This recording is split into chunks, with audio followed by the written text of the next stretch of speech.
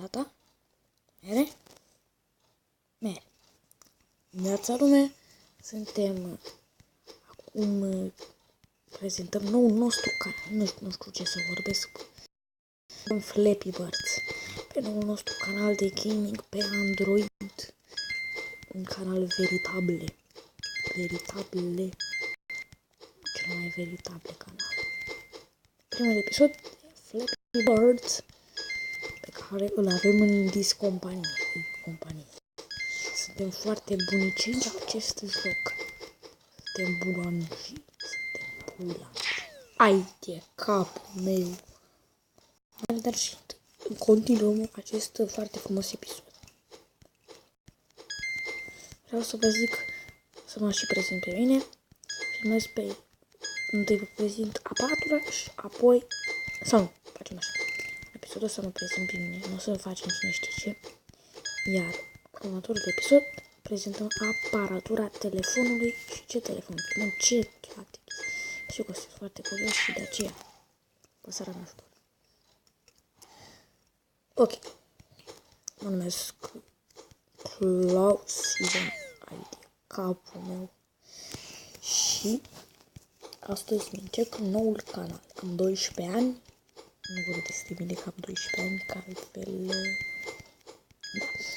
Am 12 ani și YouTube încep acum și nu o să am poză de profil ceva. Pentru că am probleme la poza de profil, nu mere să o pun, dar nu știu de ce, dar o rezolv eu. Și o să punem și poză de profil, și că pun. Nu știu și a mea. Ok.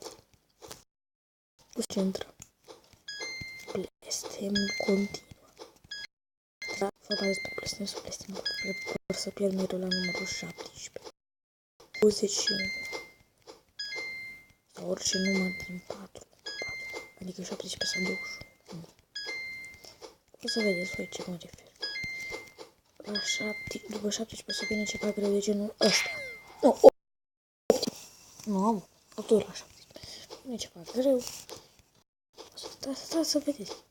17 ori 21. Nu 17 sau 21.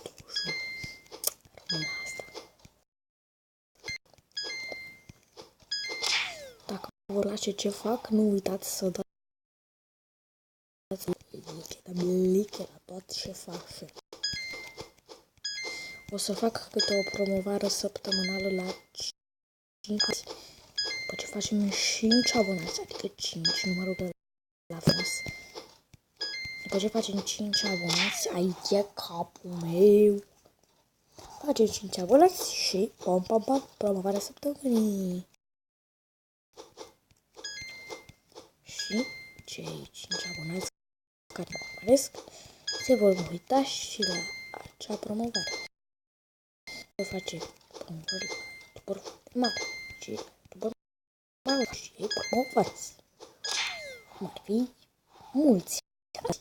De aceea facem aceste videouri.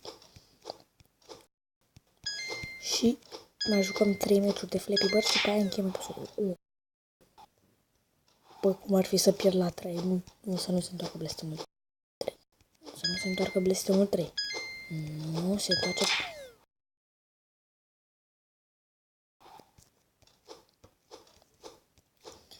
De ce te rog, nu te întoarce blestemule 3? Te rog, nu te întoarce blestemule 3.